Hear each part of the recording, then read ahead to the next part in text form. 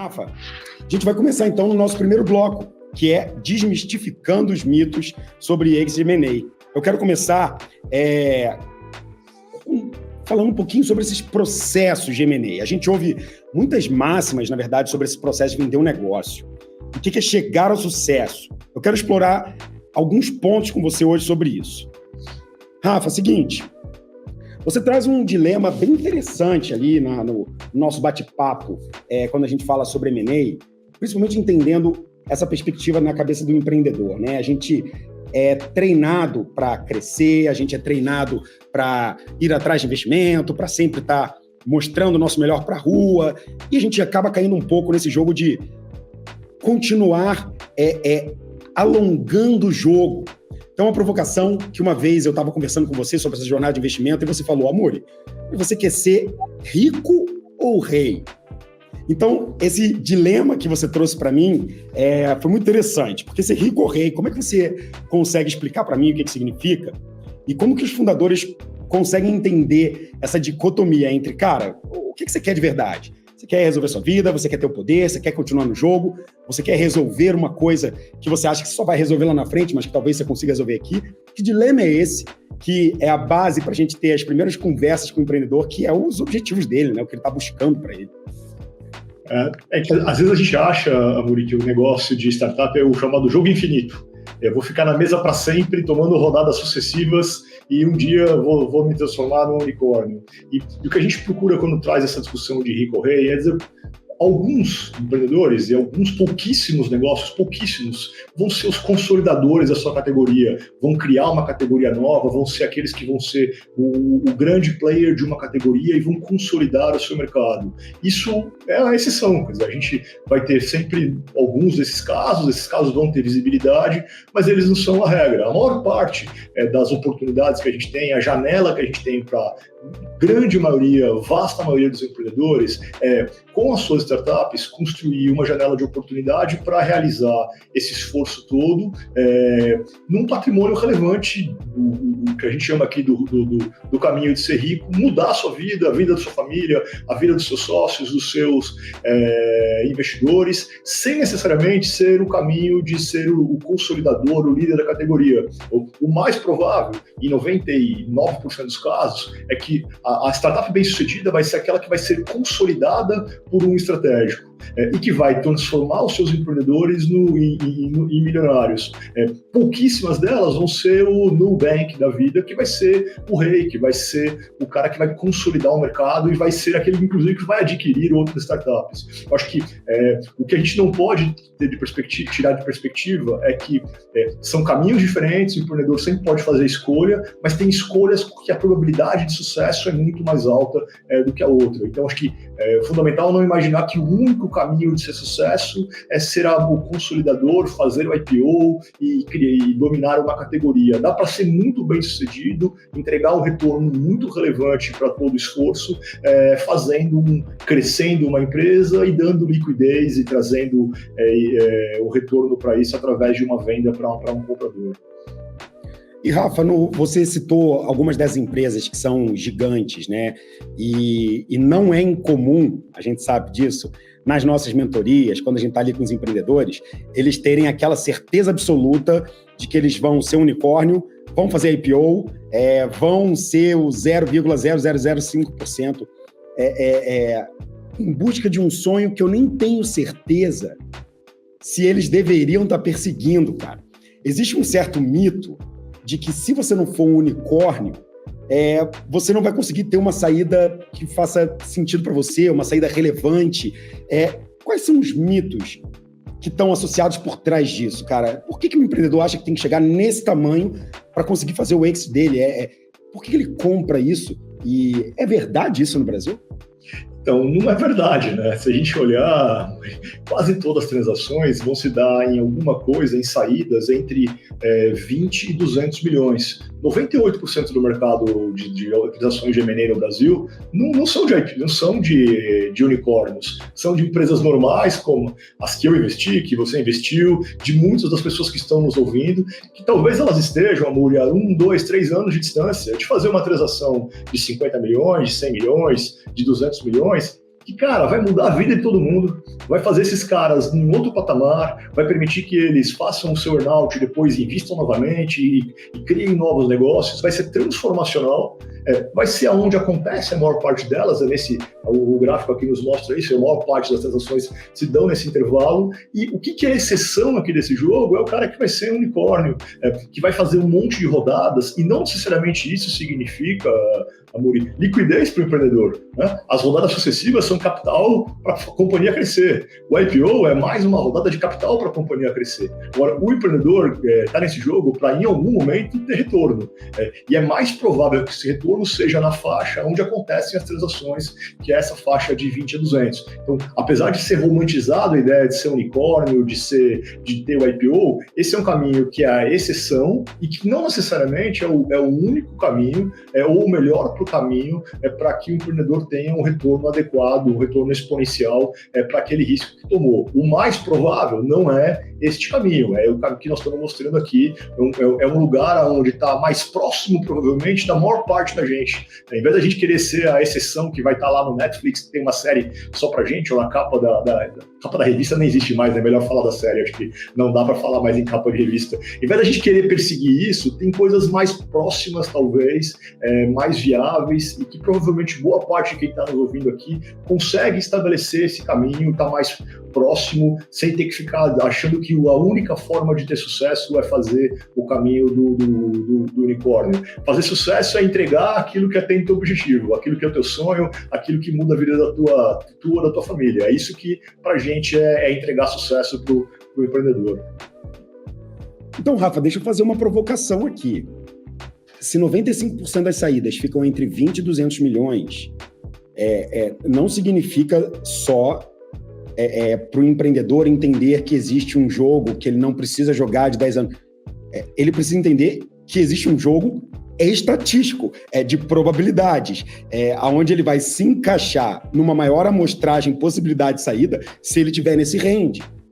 E ainda assim, a gente vê empreendedores que visam buscar essas captações de 200 milhões de valuation, 300 milhões de valuation. No final, essa conta acaba não fechando, né?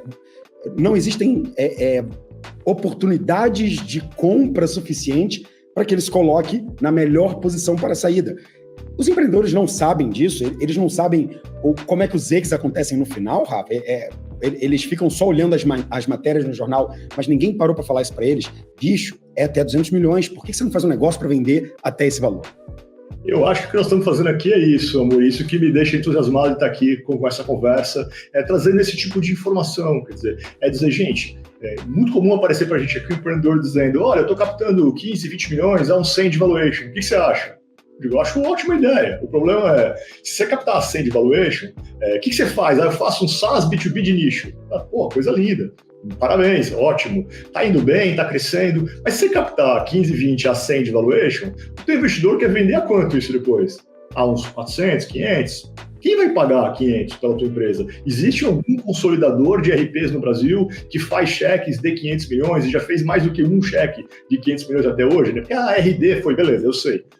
Agora, estatisticamente é muito difícil. Então, esse cara que está fazendo uma captação de 15, 20 a 100, talvez ele mudaria a vida dele fazendo uma venda a 100, né? Menos diluído, com vários players possíveis para comprar a companhia dele por 100. Né? E talvez, da perspectiva do investidor, que é a que tem mais visibilidade no mercado, faz sentido esse jogo, porque talvez uma ou outra de um portfólio de 20 ou 30 vá ser essa exceção que vai dar um super retorno para o venture capital, para o seu portfólio. Mas da perspectiva individual de cada empreendedor, qual que é a melhor alternativa? Eu conseguir 100 e ter 95% de chance deste caminho me dar retorno, ou ir para um caminho que eu tenho 0,5% de chance de ter sucesso, mas tem 1 bilhão lá na ponta do arco-íris. Não faz... para quem está operando um portfólio com dezenas de empresas, talvez essas apostas unicorniais fazem sentido. Mas individualmente para o empreendedor, que ele está ao-in a vida dele num único ativo, tomar um caminho que a chance de êxito é muito baixa, enquanto eu tenho alternativas, né, sou senhor do meu destino e posso ir por um caminho que está mais próximo e que tem do outro lado da mesa empresas interessadas, compradores interessados naquilo que a gente construiu. E Rafa, você falou num determinado momento ali, cara, mas aí esse cara olhando essa venda entre 20 e 100 milhões, será que não é um sweet spot? É um super sweet spot, isso muda a vida do empreendedor, que vai voltar a empreender de novo, que vai poder virar investidor, que vai financiar um monte de coisas.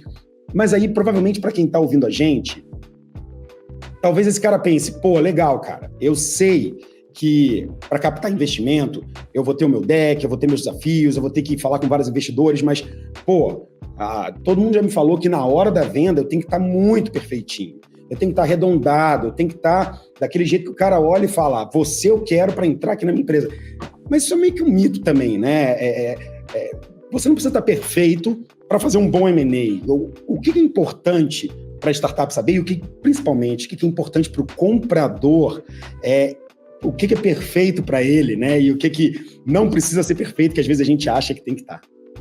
O perfeito para ele é resolver alguma dor que ele tem, seja porque ele precisa de time, porque ele precisa de um produto, porque ele precisa do modelo de negócio. Ele está buscando um ativo que tem essa cultura bacana e precisa de, no que a gente chama aqui de governança, estrutura organizacional, ele precisa, eu vou colocar aqui de um jeito educado, ele precisa do minimamente aceitável. O que ele não consegue? A empresa é 100% PJ, tem 2 CNPJs no Simples e não tem sequer um balancete, uma projeção financeira. Aí não dá, né? Então, assim, o que a gente precisa não precisa estar no estado da arte, mas precisa um nível básico de governança, de estrutura, de gestão financeira, de contratos, da parte societária organizada, dos direitos de vesting, dos investidores. Precisa de um nível mínimo de organização para isso, mas mais que isso, precisa atender a um alinhamento estratégico. Ele vai responder a uma necessidade que esse comprador tem de complementar a sua oferta com um negócio novo, com um produto novo ou com um time que ajude ele a fazer frente às necessidades de transformação digital. Sim, e nesse meio tempo, quando a gente pensa principalmente em M&A, né, no que esse cara acha que ele tem que estar 100% perfeito, eu já, quando a gente foi conversar e eu fui ver os primeiros aprendizados com você sobre M&A, eu dei por mim de que eu já estava velho de guerra e de que eu ia aprender poucas coisas, assim, vou aprender, o cara é um especialista, etc., mas peraí, eu já passei por alguns, já vendi startups como investidor. E aí, cada vez que eu aprendi uma coisa, eu tomava uma paulada assim e falava, bicho, eu sei que nada sei, simplesmente, porque a visão realmente de quem está buscando o investimento ou a visão do empreendedor que ainda não entendeu que existe um caminho mais eficiente para ele gerar esse resultado que muitas vezes ele espera, os sócios dele esperam, até os investidores esperam, né? Essa equação que a gente quer trazer aqui não é muito óbvio. Assim como, Rafa, o fato de eu ter feito 9 M&As como investidor vendendo não faz nem cosquinha nas dezenas de M&A que você já fez. E você já viu nessa jornada muitas histórias boas, até porque senão a gente não estava construindo um negócio em cima disso, não existia Question, né, sendo especialista nisso, mas provavelmente você também já viu muita bola fora nesse mercado. Eu queria fazer uma provocação de quais são os erros mais comuns no nosso dia a dia, se tem alguma coisa que a gente consiga entender agora como empreendedor, olhando ainda um pouco antes da jornada, ou não, é simplesmente para entender que esses erros são comuns mesmo, mas que são fáceis de despistar. Quais são os erros mais comuns que levam a um fracasso de uma possível negociação? Sabe que eu vou expandir isso e te dizer um pouco talvez o que mais nos preocupa aqui não é nem o fracasso da negociação, mas sim o pós-negociação. É muito comum, Amori, startup é um ativo que ele tem uma característica diferente de outros tipos de M&A. Boa parte do valor está no futuro. O comprador está comprando algo, ele quer que vá um empreendedor junto e que fique alguns anos com ele para de verdade de entregar aquela sinergia, aquele valor estratégico que se imaginava. Então, estruturar uma operação para que o futuro, isso que a gente chama de earn-out nessa linguagem de M&A, para que isso funcione, ele é extremamente importante. Então, diferente de M&A de um hospital, de uma faculdade, boa parte do desafio e da chance de ter problema está lá no futuro, está na hora que eu vou ter que conviver com este comprador e eu preciso ter para isso bem estabelecido uma estrutura de governança, eu preciso ter planos, eu preciso ter metas bem definidas. E aí quando eu penso para trás, quer dizer, isso é onde a gente pode ter desafio, contrato assinado, eu tenho mais 2, 3 anos pela frente, estruturar isso bem é fundamental e aqui é onde tem a maior parte das frustrações de um projeto. Agora, para chegar na assinatura, onde que as coisas às vezes têm problema durante um processo, desde um namoro até a assinatura de um contrato?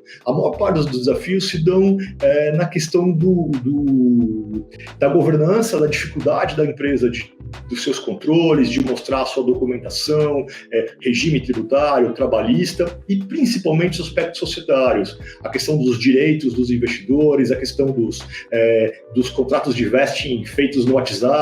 Esse tipo de coisa toda vai criando, muitas vezes, um cenário de desalinhamento que inviabiliza uma transação. Então, acho que ao longo da jornada como empreendedor, a gente precisa ser cada vez mais zeloso nesses aspectos da gestão financeira, da gestão dos meus contratos, da gestão dos meus funcionários, da formalização do relacionamento com os meus sócios, para que quando a gente chega nesse momento que tem uma oportunidade, a gente não vai ser penalizado, isso não inviabiliza uma transação. Assim como transação feita, a gente precisa fazê-la construindo um caminho de governança, de metas, de papéis e responsabilidades claros, para que esse earn-out seja bem sucedido e possa entregar aquilo tudo que foi planejado ao longo da negociação. Rafa, indo para essa parte 2, onde a gente vai abordar um pouquinho mais do jeito certo para você preparar o seu negócio. Eu queria começar com um conceito que eu achei fundamental. Na verdade, fiquei positivamente impactado pela dinâmica, pela facilidade de prototipar, de pensar em cenários, etc., que foi o Canvas do M&A. Assim como a gente tem o Business Model Canvas, onde a gente está naquela época lá do início das ideias, deixa eu pensar na value proposition, deixa eu pensar no meu cliente, etc., onde é muito fácil a gente poder ter ideias, debater, quebrar um pouquinho elas, vir com outras. A Queston desenvolveu o Canvas do M&A. E a ideia desse Canvas é poder mapear esses principais processos, os principais stakeholders, o que importa nessa visão de fora do M&A. Eu queria que você explicasse para a gente, com a prática de quem já fez dezenas também desse Canvas e também dos outros, mas que você contasse para a gente um pouquinho do M&A Canvas e como é que ele pode beneficiar os empreendedores que estão no início dessa jornada de M&A. Olha, Amuri, aqui, o que a gente procura fazer aqui sempre quando reúne o grupo de empreendedores e sócios é fazer uma coisa que talvez seja a primeira vez na vida que eles vão fazer, é colocar todo mundo em torno da mesa e se você olhar no lado esquerdo aqui, nos objetivos do M&A, a primeira pergunta que a gente vai dizer é o que é o alvo de valuation. No fundo, é a seguinte provocação para o time de sócios, de empreendedores. O que vocês querem da vida? Vocês estão nesse jogo, tomando risco, ganhando pouco, pedindo dinheiro emprestado para a família, para o investidor, para chegar em que lugar? Qual que é o tamanho desse alvo? E em quanto tempo eu gostaria de chegar nesse lugar? Então, sempre começa aqui de uma conversa difícil, que muitas vezes não está alinhada, que nunca foi feita entre os sócios. E o que a gente procura fazer aqui no lado esquerdo aqui desse exercício é mapear esses alvos, o que são os objetivos de prazo, de valores, o entendimento do que é um earn-out, vou ficar lá mais um tempo. Por outro lado, a gente procura mapear o que tem de problema na empresa, o que a gente precisa resolver que inviabilize um projeto. E do lado direito aqui, no Buyer Persona, Value Proposition, a gente quer fazer um check de realidade. Eu já sei o que o Amuri quer, qual que é o objetivo dele, dos sócios dele, que ele gostaria de fazer isso em 2, 3 anos, bacana, tem um alvo, né? Agora vamos olhar para fora, né? Eu estava aqui porteira para dentro, porteira para fora, esse alvo dele. Para quem compraria uma empresa como a desse empreendedor? Que perfil são esses compradores? Eles já compraram alguma antes? Quanto que eles pagaram? Qual que é o valuation que eles pagaram? Por que ele vai comprar a minha? Qual que é a proposta de valor que eu tenho que é única para ele? Então, a gente procura aqui nesse exercício, Amuri, mapear os desejos, as ambições, os sonhos dos empreendedores, e acho que aí é inédito, é a primeira vez que a MOB, em todas as experiências que a gente fez isso, sempre foi uma pergunta que ninguém tinha se debruçado para resolver, também para alinhar entre os sócios, porque muitas vezes as expectativas são super diferentes, né? Então a gente precisa convergir e fazer um reality check. Será que isso aqui que você tem como desejo, como expectativa, conversa com a realidade? Né? Tem compradores para isso? Isso está na faixa mais próxima? Ou você quer vender por 100 milhões, mas você quer vender daqui a 2 anos, mas para isso eu preciso de 5 anos? Que variável tem que mexer? Tem comprador para qualquer uma delas? O que a gente procura é fazer essa conexão entre o sonho, mapear, entender, identificar os sonhos e, por outro lado, o cheque de realidade, para quem faria sentido, como é que eu me aproximo dessas empresas, como é que eu testo se essa minha hipótese de que esse comprador gostaria. Então, a gente, a partir daqui, sai com um mapa de uma rota, um caminho para esta empresa. Puxa, eu estou neste jogo porque eu gostaria daqui a 3 anos ser vendido por tanto, para tais perfis de compradores, e para isso eu já posso me aproximar deles, ou eu posso monitorar, eu posso fazer uma parceria, eu posso fazer... O que eu posso já ir me preparando, seja nas questões de governança, seja no engajamento com os compradores, que me permita daqui a 2, 3 anos que o M&A seja inevitável. Né? Desculpa te interromper, mas isso é uma coisa que eu acho que eu escuto sempre, da mesma forma que as startups, quando precisam do investimento, acham que é o momento de procurar investidor só naquela hora. As startups acham que elas só têm que interagir com os possíveis compradores na hora da venda, né? Tipo, estou pronto, ei, compradores, estou aqui. Esse relacionamento, ele poderia começar antes, né? Você coloca aqui justamente isso. Quais são as parcerias?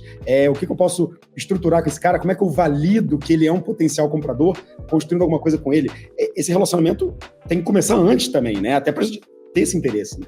E sabe o que é curioso? Se você prestar atenção nas matérias, a empresa A comprou essa startup B, quase todas, na segunda linha está escrito a empresa A, que já tinha uma parceria, que já fazia negócios, sempre havia...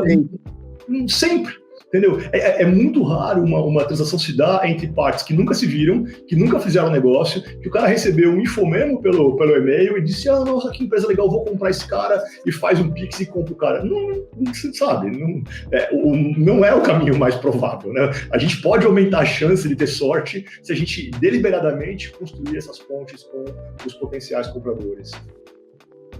Rafa, agora falando um pouquinho sobre essa própria jornada, esse passo a passo, esse processo do M&A, para muitas pessoas, isso, e a gente sabe, não é uma coisa trivial, não é uma coisa rápida. Pode até ser rápida, né? Eu aprendi com você que pode ser. Tem casos que talvez seja um pouco mais rápido do que o normal, tem casos que vão se alongar um pouco mais, mas na prática, ele pode, muitas vezes, parecer complexo para a maioria dos fundadores. Depois que você passa por você vai ganhando casca, e aí depois você passa por tantos como vocês, para vocês vira um processo mais simples. Mas para o empreendedor que nunca teve o seu processo de M&A ainda, mas que já está vendo o seu negócio ali gerando receita, ele já começa a entender que ele pode ir para esse caminho, principalmente proativo, de ir mapeando, de desenhando. Inclusive, tá, galera, assim, tem uma feature nova no YouTube que mostra print, tá? E eu vi que vocês printaram os últimos slides, tá bom? Vocês printaram o canvas que a gente colocou aqui. E é para isso mesmo. A gente quer que vocês tenham tudo isso aqui. E agora, Rafa, depois da gente ter dado esse ouro que é o canvas, diz para mim o seguinte, quais são as principais etapas nesse processo que são envolvidas ali no dia a dia de uma transação de M&A e, principalmente, quais são os pontos críticos em cada uma dessas fases para a gente entender um pouquinho dessa jornada. A gente percebe, então, que existe primeiros aprendizados, vários mitos desmistificados, que existe um range onde esse empreendedor consegue ter uma maior possibilidade de saídas. A gente ouviu sobre essa preparação para o M&A dele, discutimos sobre essa aproximação utilizando o Canvas e mapeando o que você quer, olha para dentro, depois olha para fora, essa relação construída desde o início. Mas como é que é esse processo? Quais são essas principais etapas que muitas vezes, para quem está de fora e quem nunca viu, pode parecer complexo? Sabe que se assemelha muito, Amuri, com um processo de venda complexa. A gente vai normalmente pensar num processo que tem uma fase onde eu vou preparar, eu vou preparar de forma muito abrangente, né, desde alinhar quais são os objetivos, as expectativas dos empreendedores, dos investidores, até preparar os materiais, as informações financeiras, a apresentação da empresa, o entendimento de quem são os potenciais compradores, listar esses potenciais compradores. Então, nessa fase aqui, que pode demorar o tempo que for necessário, a gente tem claramente montado como está a empresa, o que são o alvo dos empreendedores e os materiais para, numa fase subsequente, que a gente chama de roadshow, ir conversar, ir para o mercado, falar com os potenciais compradores. Então, nessa fase aqui é que a gente vai a campo, mostra o ativo, mostra suas características e colhe dessas empresas interesse, alguns desses interesses se manifestam numa oferta, para a gente vir para uma fase onde a gente recebe algumas ofertas e começa um processo de negociar a melhor oferta, buscar os melhores termos. As estruturas muitas vezes são complexas e é parte do trabalho da gente ajudar a construir estruturas, e quando a gente encontra uma oferta que é a mais adequada, que atende aos anseios dos empreendedores, dos investidores, a gente normalmente vai para uma fase de diligência, onde é feito toda a análise financeira, técnica, comercial da empresa.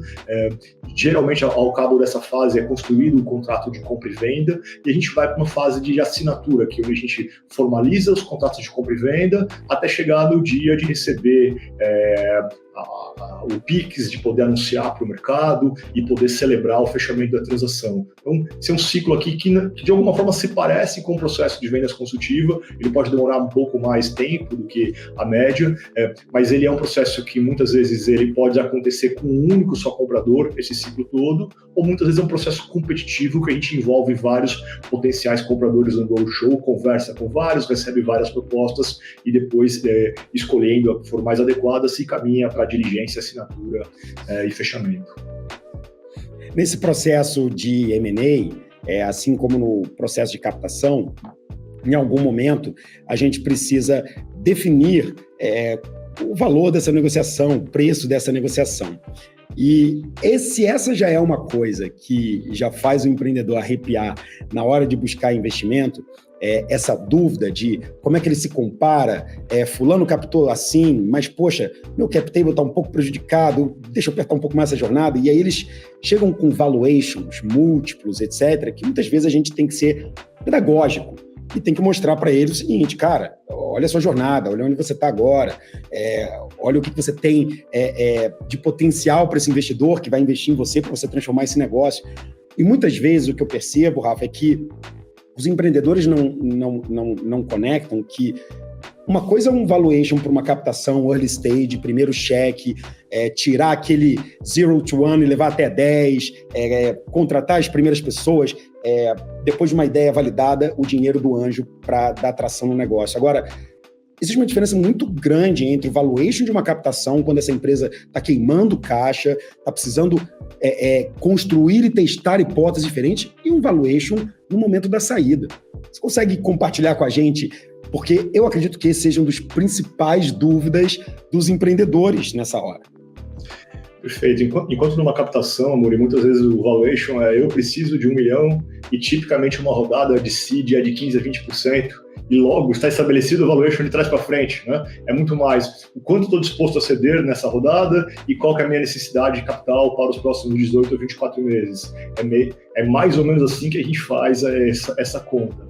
Lá no M&A é outra coisa. A gente está falando de, no fim do dia, a empresa vale, o fluxo de caixa futuro, trazer a valor presente. É só isso. É a gente mostrar quanto eu estou gerando de caixa hoje, quanto eu vou gerar nos próximos 5, 10 anos, e vou trazer essa série de fluxo de caixa a valor presente com uma certa taxa de descontos, e que depois eu vou poder simplificar essa conta chamando de múltiplo. Eu vou ver quanto deu, dividir pela minha receita, pelo meu ARR, e falar, olha, deu 3, deu 4, deu 7, deu 9, pode ser qualquer coisa, mas não é do múltiplo que nasce a conta nasce do plano de negócios, que tem premissas que são sólidas, que tem uma série histórica, que tem nossa projeção, e a partir desse instrumento nós conseguimos construir, e o comprador vai fazer o mesmo exercício que a gente faz aqui de a partir das projeções financeiras, da série histórica, das premissas, colocar no tempo o comportamento desse fluxo e poder dizer o ativo vale tanto,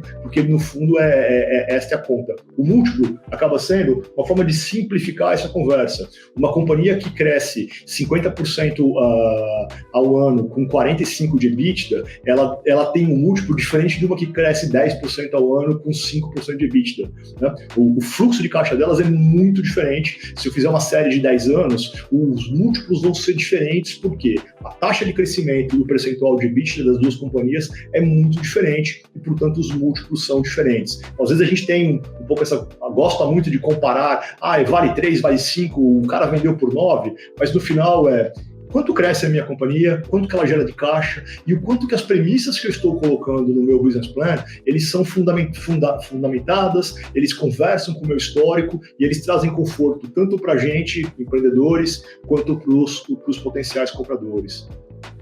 E Rafa, ainda sobre esse tema do valuation, e sobre essa eficiência e sobre como ir transformando essa empresa para o momento da saída, você acha que essa busca por esse valuation no exit, ele é uma mudança também de mindset que tem que vir no empreendedor, que está até determinado momento ainda só pensando no crescimento, justificativas de captação, etc., mas num determinado momento ele precisa focar nisso, né, para ter esse resultado, né? Que no fundo a gente vai começar a tratar a empresa como um negócio que cresce, que gera caixa, que paga as suas contas. Hoje, a gente conversou isso dias desses, hoje raramente vai se dar uma transação com uma empresa queimando caixa. Um comprador estratégico, uma empresa de capital aberto, não vai comprar uma empresa, ela vai buscar alguém que tenha um perfil de uma empresa, vou chamar aqui de normal, que ela cresce, mas ela concilia isso com geração de caixa, ela não precisa estar no mundo de crescimento alucinado, queimando caixa. Isso talvez em alguma fase da jornada possa fazer sentido, mas quando eu estou pensando na saída, eu estou pensando já, normalmente ela vai se dar numa fase já mais madura da empresa, onde ela consegue mostrar a sua geração de caixa, ela consegue mostrar as suas previsões, e aí o teu comprador tem apetite para isso. Senão ele fica dizendo, puxa, eu não vou pôr a minha mão nessa cumbuca que está queimando tanta caixa. E dentro desse cenário de preparar essas empresas para a saída e conseguir fazer uma boa saída que mude a vida do empreendedor e das pessoas em volta dele, qual é o case que você consegue? Tem algum case bacana para a gente compartilhar? Eu pedi para você trazer um case, você não sei exatamente qual foi o case, mas para a gente compartilhar com os empreendedores que justamente tenha trazido lições aprendidas, mas que possa dar um pano de fundo para a gente entender o que acontece nessa transação. Trouxe um exemplo para a gente aí, compartilhar? Um dos que eu mais gosto, que também foi um dos primeiros, em 2000, esse caso do Total Voice é super bacana. Total Voice é uma startup que participou do programa do Startup SC, um programa que o Sebrae faz aqui, acho que em 2014. O empreendedor que começou, que estava à frente disso era o João Celarin. Eu fui investidor anjo dessa empresa, depois ela passou por aceleradora, depois ela captou seed.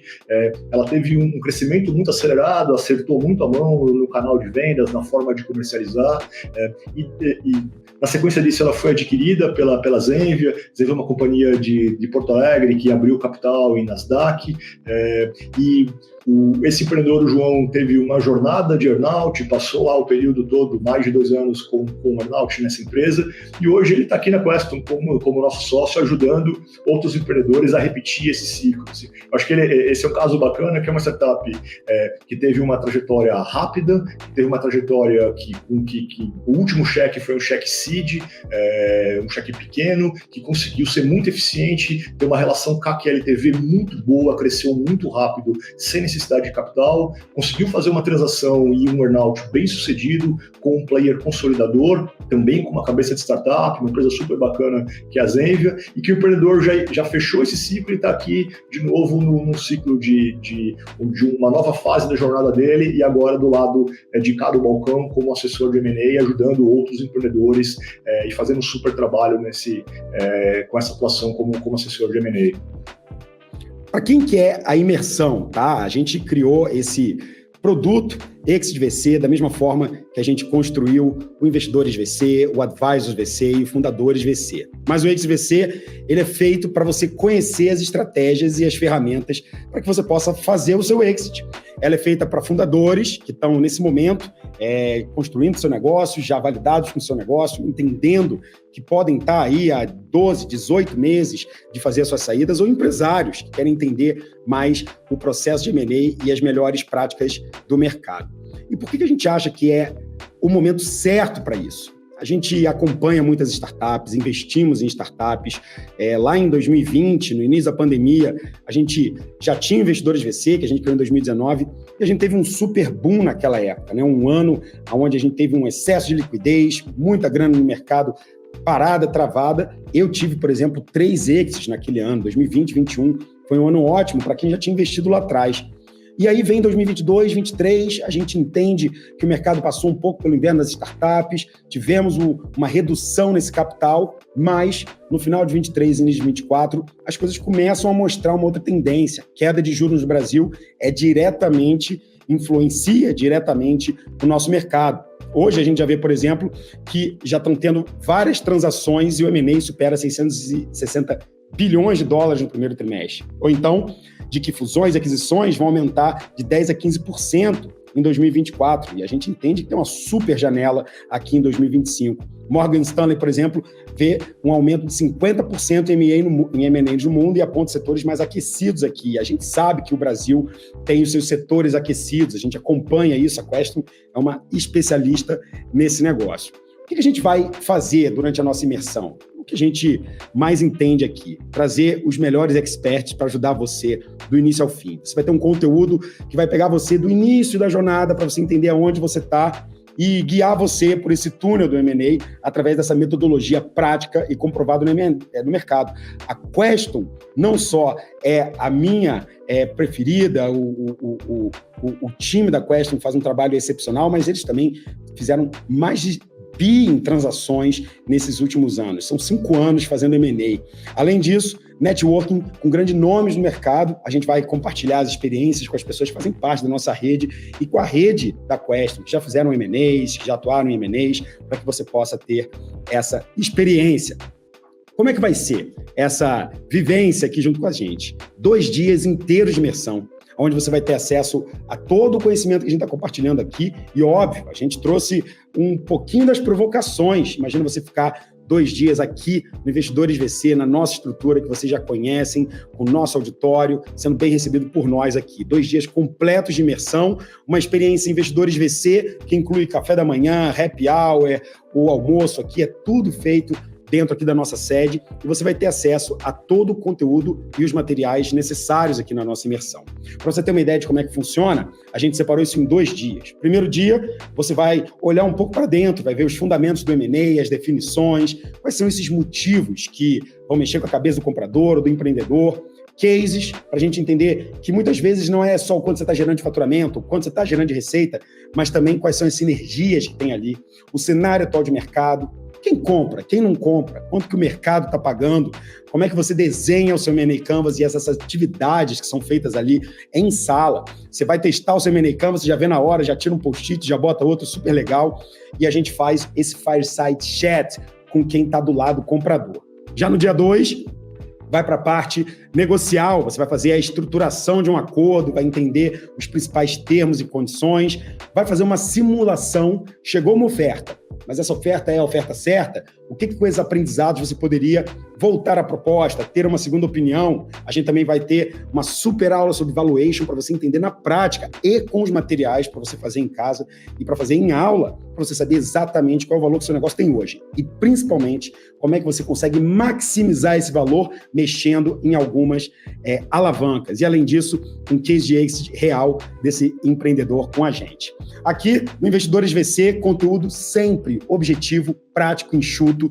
Você vai ter um material de apoio junto com você, que é o nosso guidebook, que vai guiar você na imersão inteira, todo focado isso para negócio de tecnologia, tá? Você vai participar da rede Investidores VC, o que significa que a partir dessa imersão você vai poder participar dos nossos eventos, pokers, encontros, happy hours, uma metodologia prática de quem faz um M&A com cases reais do mercado.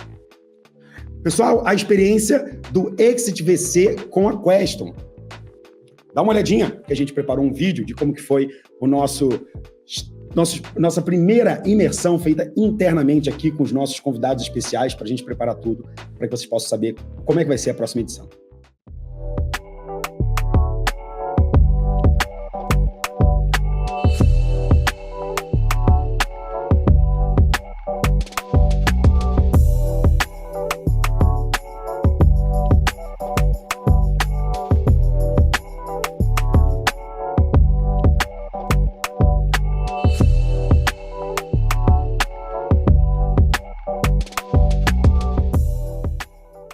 Pessoal, aqui é o Rafael Assunção da Queston, estou aqui na sede do Investidores VC, estamos encerrando a primeira jornada de imersão Exit.VC, é uma iniciativa Queston com investidores para apoiar o empreendedor a construir um plano para a sua jornada de liquidez da startup. Então, durante esses 2 dias aqui, a gente debateu os melhores caminhos, como preparar uma empresa, quem são os compradores, como é o valuation, como negociar uma transação. Então, esse curso aqui vai ajudar o empreendedor a construir um plano, construir uma jornada, visando aquele momento relevante de liquidez, de construção de patrimônio, de dar saída para aquele risco todo que ele tomou durante sua carreira.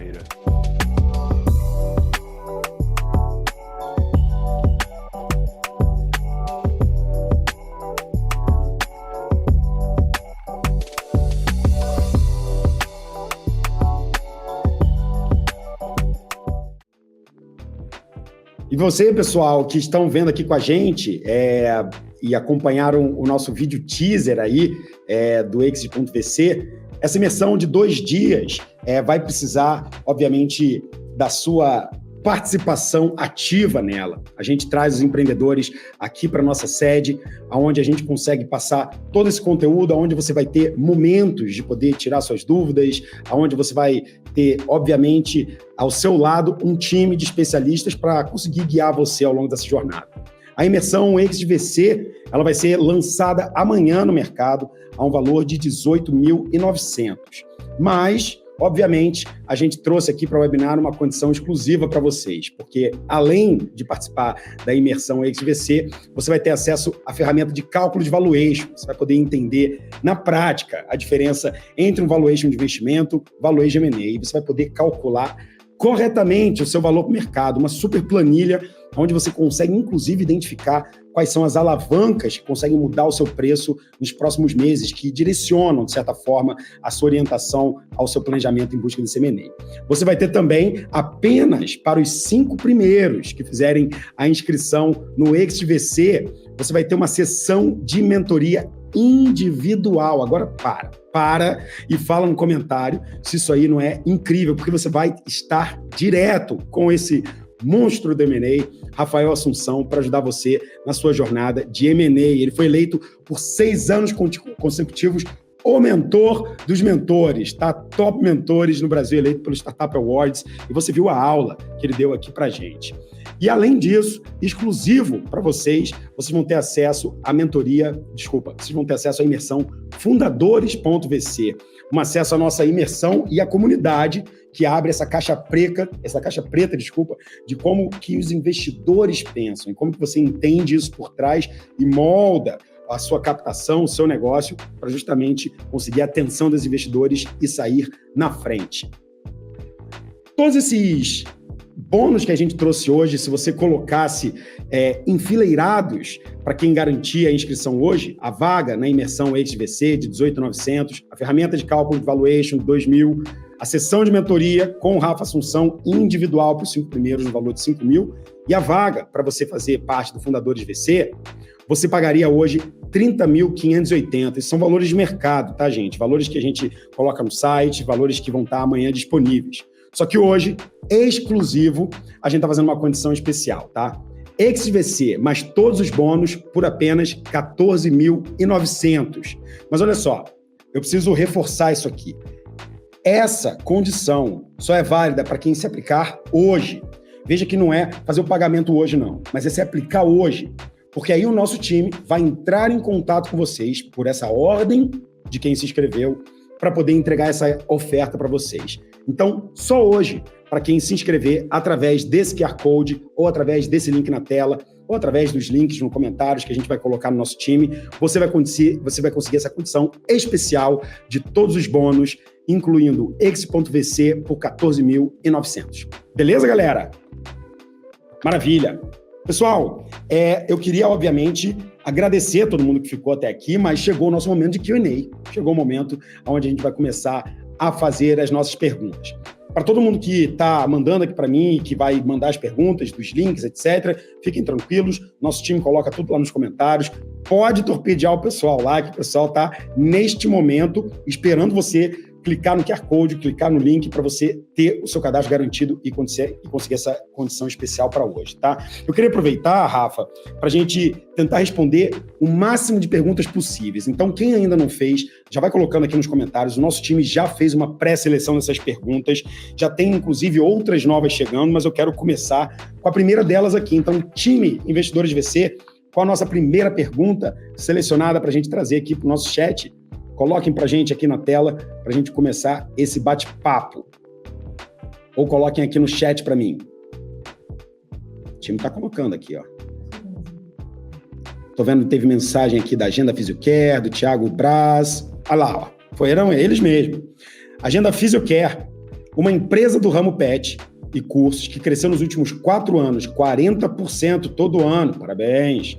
E nesse ano vai dobrar seu EBITDA, chegando a 5 milhões. Gostamos. Com uma margem de 45%, posso pensar em um valuation de 50 mil? Esse é o famoso valuation freestyle, né? Eu acho que tem um caminho. Acho que depende bastante. Primeiro, parabéns para a turma da Physiocare pelo crescimento, pela jornada. Estão gerando caixa, cara, vocês já estão no melhor quartil possível, crescendo, colocou um negócio, acertou o modelo.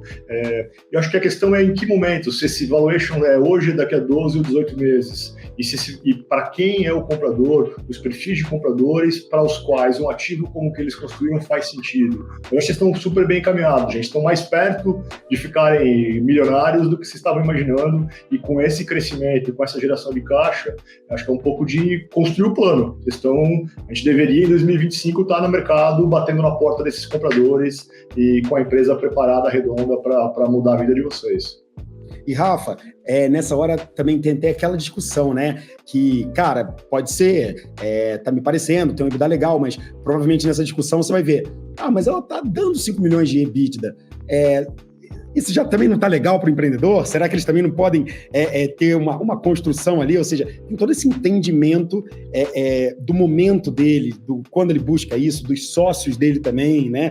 Que faz parte desse entendimento todo. Pessoal, temos próximas perguntas aqui no nosso chat. Eu tenho perguntas aqui, ó, do El Oculto. Gostei, El Oculto. Rafa, tem uma empresa iniciando no mercado. Como avaliar se eu posso vender? Quando e para quem? Ou seja, estou começando. Como é que eu posso avaliar se eu posso, quando e para quem? Eu gosto de fazer essa engenharia reversa, né? Dizer, isso que a gente está construindo, como a gente viu anterior aqui, para quem faz sentido uma empresa que faz ali o trabalho com os pets como eles fazem? Faz sentido para Cobase, para pets? Faz sentido para um fabricante de ração? Então, acho que um jeito bom da gente pensar é de trás para frente. Isso que a gente está construindo, para quem tem valor, quem que pode aproveitar do produto que eu tenho para levar para os seus clientes, quem pode ter isso como um diferencial. E aí, olhar para esse cara e dizer, puxa, esse cara já comprou alguém? Que tamanho que ele compra? E que distância eu estou desse lugar? Se o Elo Oculto está começando, ele precisaria chegar a que tamanho para então poder estar habilitado para fazer negócio com aquela empresa que ele mapeou. Acho que essa engenharia reversa ajuda muito, assim. Eu sempre penso isso, amor, quando estou investindo. É um segredo de investidor, para quem que vai dar saída disso, né? E a partir daqui, qual que é essa jornada? Que distância eu estou dessa jornada? Quais são as melhores escolhas que eu posso fazer para chegar lá naquele lugar o mais rápido possível? E, Rafa, o quanto isso vai de encontro com aquilo que a galera fala? eu não fiz uma empresa pensando em vender, ou você não constrói um negócio pensando lá na frente, você pensa executando agora, e o quanto que desses jargões foram trazendo... Dizer, eu fiz uma empresa para me divertir pela jornada. Isso. Eu gosto mais da ideia de eu fiz a empresa para ficar milionário.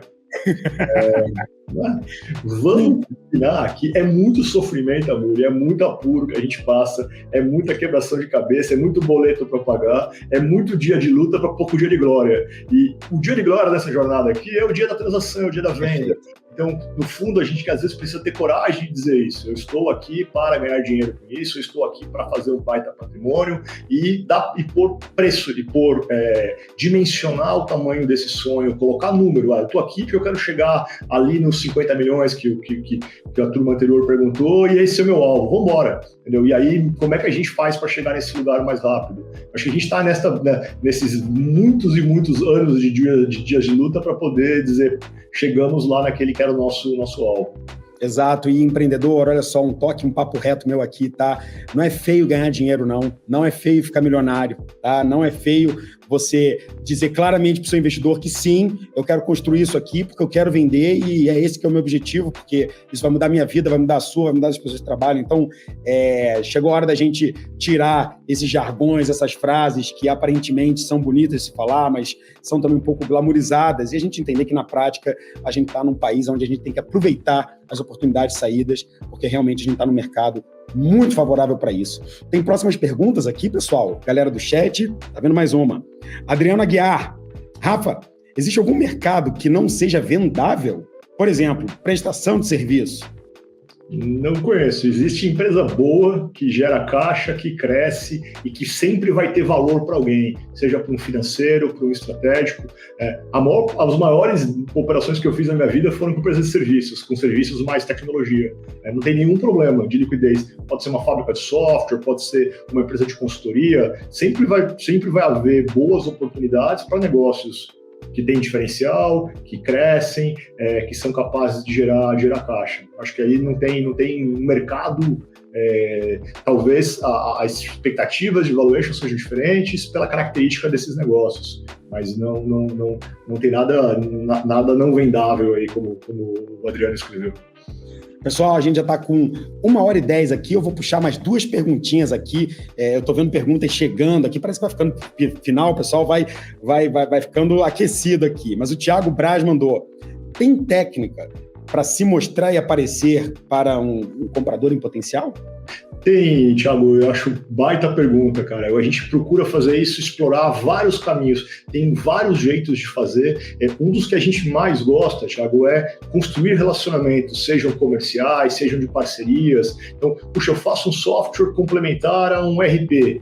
Puxa, deixa eu entrar no marketplace daquele RP, deixa eu entrar, fazer uma parceria, deixa eu fazer um negócio com o canal deles para a gente vender juntos. Então, a gente consegue deliberadamente criar essas pontes que vão dar visibilidade, que vão fazer com que o comprador fale, puxa, tive uma ideia, a empresa do Thiago é bacana, deixa eu conversar com ele aqui. Eu acho que a boa parte dessas oportunidades, elas vão se dar nos relacionamentos, em construir.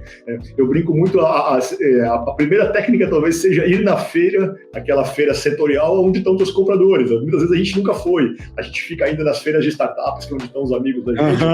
E vir aí aonde estão os caras, né? Conhecer quem são, do que se alimentam, quem são, seguir o cara no LinkedIn. Você precisa começar a acompanhar, a construir pontes, participar de eventos, a se posicionar naquele mercado onde você está, e se normalmente talvez as melhores técnicas passam por estabelecer relacionamentos comerciais, de parceria, seja eles quais forem.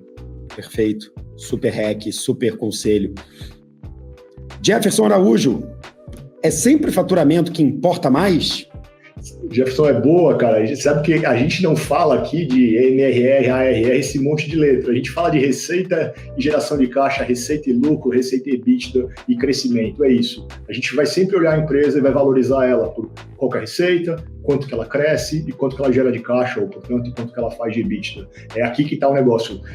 Se isto é 100% recorrente, se é ARR, se tem serviço, se tem setup, tudo importante, mas fundamental é quanto que a empresa cresce, quanto gera de receita e quanto que isso sobra de geração de caixa no final das contas. Obrigado. Galera, a gente está indo para a última pergunta aqui. Tem mais uma depois dessa. Pergunta do Gustavo Paes. App de relacionamento com crescimento mensal de 12% ao mês, tem mercado para esse no Brasil? Vocês olham para o mercado exterior para possíveis saídas? Boa pergunta, né? São duas aqui, na verdade, né? Boa. Vamos do fim para o começo. Sempre, Gustavo, a gente vai olhar onde tiver comprador, né? A gente procura sempre buscar as melhores oportunidades. Às vezes vão ser compradores fora do Brasil, às vezes vão ser no Brasil. Depende um pouco do tamanho, né? Do tamanho é o app. Então, operações pequenas, elas são difíceis de acontecer cross-border. É difícil um comprador internacional comprar um negócio pequeno no Brasil, porque não vale a pena, a transação é muito complexa. Agora, negócios maiores tem sim apetite de compradores internacionais. Para a gente, é sempre responder o seguinte: para o seu alvo, para o seu sonho, a gente vai conseguir o melhor comprador onde a gente vai conseguir o melhor valuation para a sua empresa.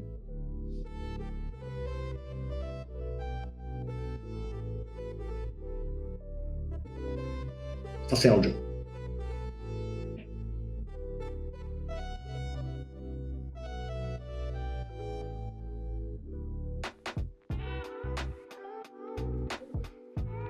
Desculpa, eu estava no mudo.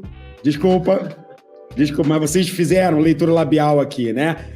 Em linhas gerais, pois é. Em linhas gerais, vejo que as startups com clientes órgãos públicos, B2D, não são tão queridinhas por investidores. E eu falei, é verdade, existem investidores que realmente não colocam isso na tese.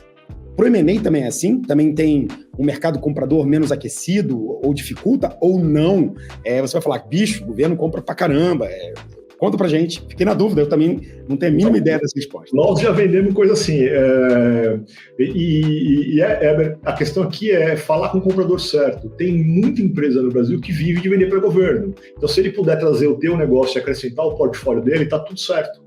Para o investidor pode não fazer sentido, porque, sei lá, não está no playbook dele, porque tem medo de questões de compliance, ok. Mas aí é uma questão da gente olhar para quem faz sentido. A sua startup não deveria existir para agradar o investidor, ela deveria existir para agradar seus clientes. Ela consegue entregar valor, crescer e gerar caixa? Sempre vai ter alguém no seu mercado, algum consolidador que também vende para governo e que fala, puxa, o ativo que esse cara construiu é bacana, eu vou acrescentar aqui na minha máquina e vou dar mais capilaridade e vou levar ele para muito mais prefeituras e secretarias pelo Brasil afora. Acho que é uma questão aqui de falar com quem é especialista em fazer negócios com o governo e certamente você vai ter uma boa janela aqui de oportunidade. Pô, muito obrigado. Pessoal, eu vou falar uma coisa aqui, tá? Esse papo podia ir mais 1 hora, mas a gente precisa colocar o doce na boca da criança e deixar vocês um pouquinho com vontade. Eu preciso também livrar o Rafa aqui para dar uma descansada, que está um tempão aqui com a gente respondendo as perguntas calientes e provocativas de vocês. Mas, pessoal, tudo isso aqui, se tiverem mais perguntas e mais dúvidas, vocês sabem, vocês podem mandar também lá no @investidoresvc no Instagram. Rafa, a gente está chegando no finalzinho aqui. Como é que o pessoal pode continuar acompanhando vocês? Uma mensagem final para todo mundo que assistiu a gente aqui. E, vocês que assistiram, já peço desculpas, teve um monte de pergunta que a gente não conseguiu responder. Muito obrigado por toda a interação com a gente. Manda lá na gente, nos arrobas. Rafa, palavras finais.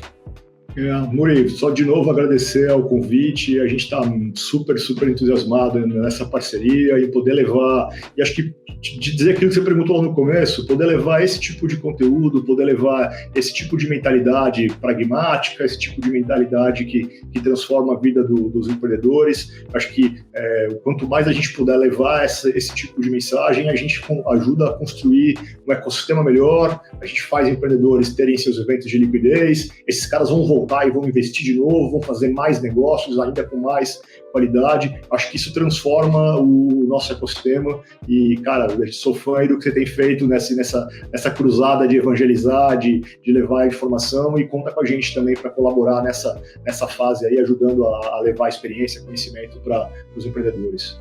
Muito obrigado pelas palavras, obrigado pela aula que você deu aqui pra gente e obrigado já antecipadamente pelas aulas que você vai dar aqui no ExitVC. Obrigado de verdade, Rafa. Pessoal, lembrando para todo mundo que está aqui com a gente, que mandou as perguntas, nosso imenso muito obrigado. E para você ter acesso às condições especiais e conseguir o ExitVC com todos os bônus nos valores que a gente colocou. Vale lembrar o seguinte, essa condição é só para quem fizer a inscrição hoje, tá? Não adianta fazer amanhã. Amanhã a gente já vai colocar o preço padrão lá no site para você ter o Exit VC e todos os bônus que a gente falou, as mentorias individuais, a participação no Fundadores, o material da nossa planilha de valuation. Você precisa fazer a sua inscrição hoje, tá? Então aplique hoje. O nosso time já vai te chamar amanhã, mas você já vai ter a condição garantida.